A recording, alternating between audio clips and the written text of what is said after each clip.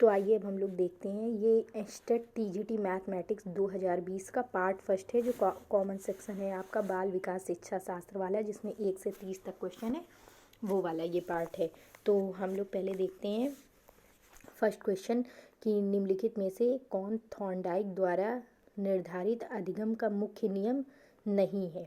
नहीं है उसने पूछा है, तो अभ्यास का नियम है, प्रभाव का नियम भी है और तत्परता का भी नियम है। बस कौन सा नहीं है, सामान्यीकरण का नियम नहीं है। इन्होंने तो 3 नियम दिए थे ना, जिनके प्राथमिक नियम कहलाते हैं, तत्परता का नियम, अभ्यास का नियम और प्रभाव का नियम। थॉर्नडाइक क्या थे, एक अमेरिकी मनोवैज्ञानिक हैं, जिन्होंने प्रश्न और त्रुटि का सिद्धांत दिया और इन्होंने 3 प्राथमिक नियम दिए। ठीक है, बाकी जो है इन्होंने द्वितीय नियम भी दिए, लेकिन जो 3 प्राथमिक नियम थे वो यही 3 थे।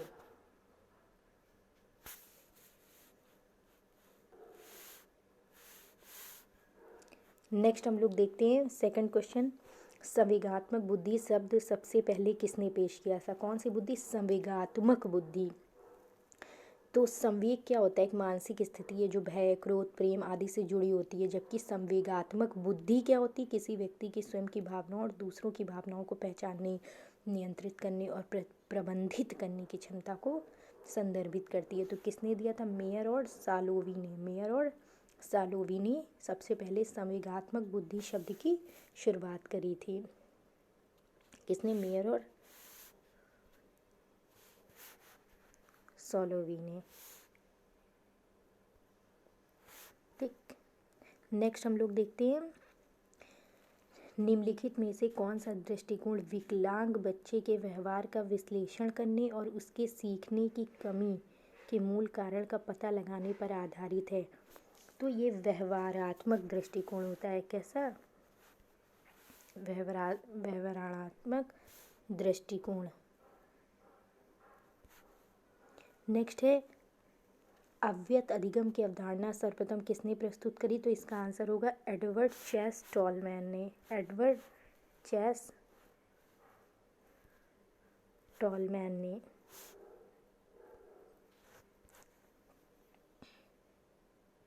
नेक्स्ट आपका प्रकार्यवाद के प्रमुख प्रतिपादक कौन थे। तो प्रकार्यवाद के प्रमुख प्रतिपादक कौन है, विलियम जेम्स। कौन है, विलियम जेम्स। William James. ये कैसे हो रहा है, मैं समझ नहीं पा रही हूँ।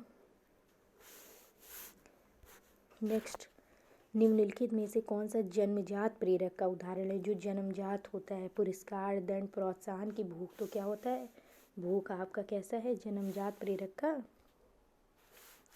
उदाहरण है। तो विकास की किस अवस्था में बच्चे के शरीर में होने वाले यौन परिवर्तन प्रकट होने लगते हैं। तो कब, जब वो प्यूबर्टी में होता है। किसमें होता है, जब प्यूबर्टी में। अच्छा, मैं यूज़ नहीं कर पा रही हूँ।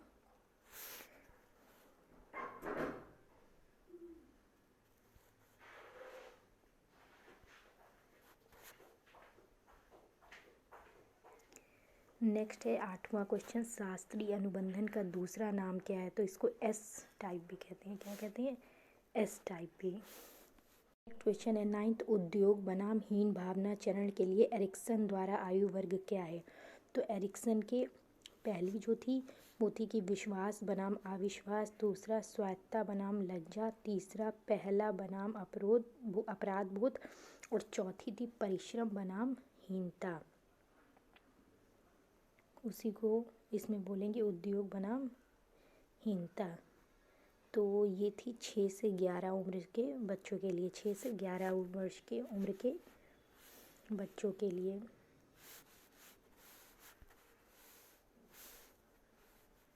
ठीक,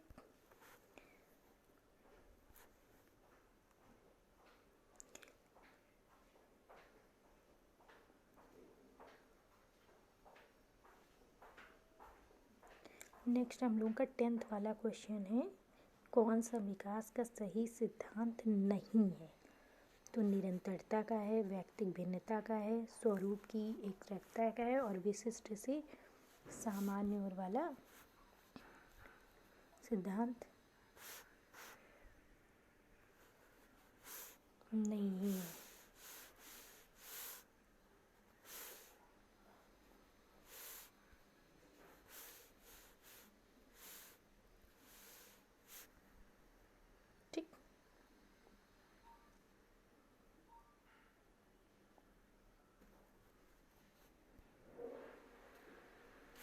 नेक्स्ट 11वां क्वेश्चन है, मनोविज्ञान में किस विद्यालय के विचार को ब्लैक बॉक्स सिद्धांत भी कहते हैं? कौन सा सिद्धांत? Black box. तो ब्लैक बॉक्स सिद्धांत वह जगह है जहां एक बार इनपुट और आउटपुट को सिस्टम के आंतरिक कामकाज या इनपुट से आउटपुट कैसे प्राप्त किया जाता है के ज्ञान के बिना अच्छी तरह से वर्णित होने के बाद मस्तिष्क को पूरी तरह से समझा जा सकता है। यह सिद्धांत किसी भी क्षेत्र पर लागू हो सकता है। तो ब्लैक बॉक्स सिद्धांत किसे कहते हैं? व्यवहारवाद। किसको? व्यवहारवाद के सिद्धांत को। नेक्स्ट है, निम्नलिखित में से कौन अच्छे मानसिक स्वास्थ्य की विशेषता नहीं है? तो कौन सा होगा? असहिष्णुता। क्या होगा इसमें? असहिष्णुता। ठीक। नेक्स्ट है, कैटल के संस्कृति मुक्त बुद्धि परीक्षण में केवल स्केल फर्स्ट किसके लिए तैयार की गई है? तो किसके लिए तैयार की गई है? 4 से 8 वर्ष के मानसिक विक्षिप्त व्यक्तियों के लिए। नेक्स्ट, निम्नलिखित में से कौन सृजनात्मकता की प्रक्रिया के संबंध में एक सही तार्किक क्रम है? तो पहले तैयारी, फिर उद्भवन, फिर अंतर्दृष्टि और फिर सत्यापन। तीसरा वाला ऑप्शन। आपका 15वां क्वेश्चन है, कौन सा शब्द क्रिया प्रसूत अनुबंधन से संबंधित नहीं है? तो पुनर्बलन भी है, सहज पुनः प्राप्ति भी है, विलुप्तीकरण भी। कौन सा नहीं है? अंतर्दृष्टि, पहला वाला। नेक्स्ट, सीखने की विभिन्न समस्याओं से पीड़ित बच्चों के लिए सबसे पहले किस अधिगम अक्षमता शब्द की शुरुआत की? किसने? सैमुअल किर्क ने। किसने? सैमुअल किर्क ने। दूसरा वाला। अब हम लोग देखते हैं 17वें वाले क्वेश्चन को। क्या पूछा गया है कि निम्नलिखित में से कौन सा मनोवैज्ञानिक आत्मा के विज्ञान के रूप में मनोविज्ञान के बारे में विचारों का समर्थक नहीं है? तो इसमें नहीं है पूछा गया, तो वुंट होगा। वुंट, क्योंकि आत्मा के, हाँ, क्योंकि जो वुंट ने तर्क दिया था कि आत्मनिरीक्षण का प्रयोग करके या उपयोग करके सचेत मानसिक अवस्थाओं को वैज्ञानिक रूप से अध्ययन किया जा सकता है क्योंकि आत्मा से जुड़ा हुआ है।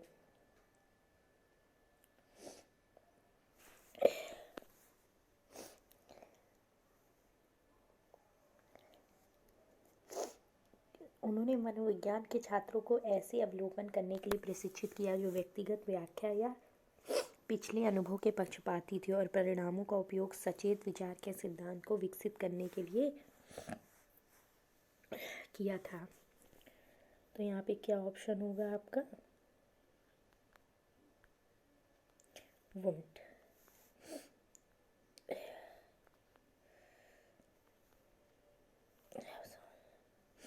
नेक्स्ट है, मनोविज्ञान की किस शाखा में परस्पर भाव, बोध, पुनर्जन्म आदि का अध्ययन किया जाता है? तो परामनोविज्ञान में। ठीक।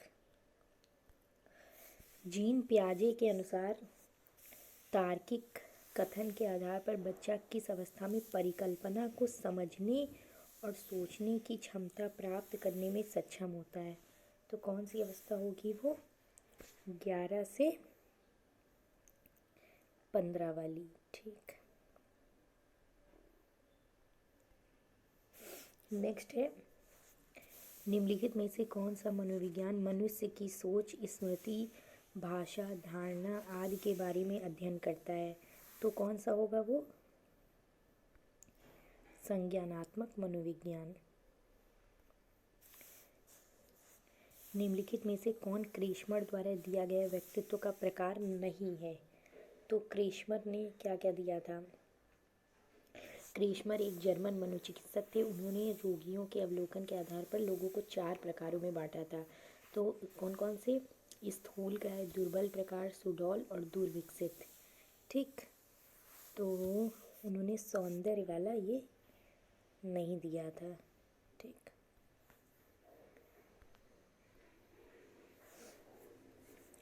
जीन पियाजे द्वारा दिए गए नैतिक विकास चरण विषम लैंगिक परिपक्वता के लिए आयु वर्ग क्या है? 9 से 13 वर्ष। कौन अधिगम अक्षमता वाले बच्चों की विशेषता नहीं है? क्या नहीं है? अवधारणात्मक प्रभावशीलता।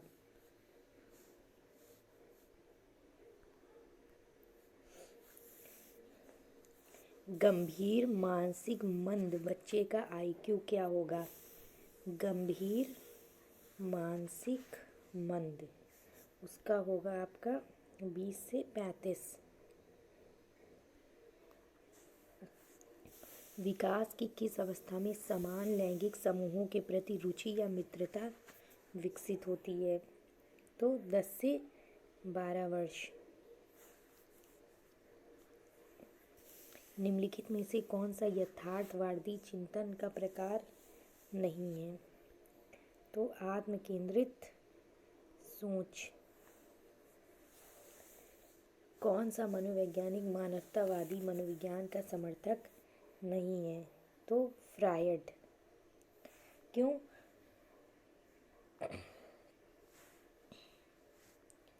मानवतावादी के बारे में मॉस्लो ने बताया, रोजर्स ने भी दिया और आर्थर कॉम्बस ने भी दिया, लेकिन जो ये थे फ्रायड, इन्होंने मनोविश्लेषणात्मक दृष्टिकोण दिया है। ठीक है।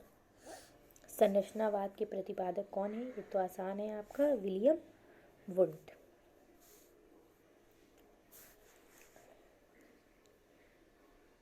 इन्हें मुख्य रूप से एडवर्ड टिचनर के साथ पहचाना जाता है ना।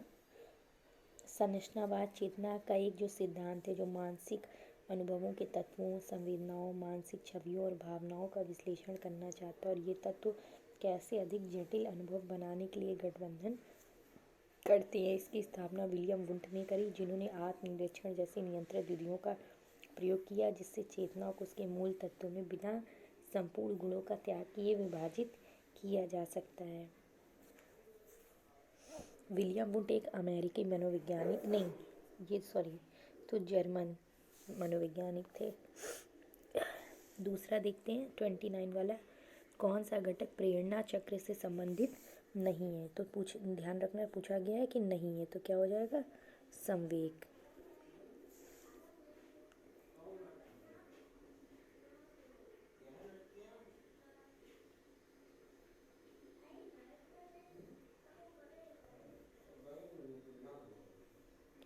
नेक्स्ट है कि भय की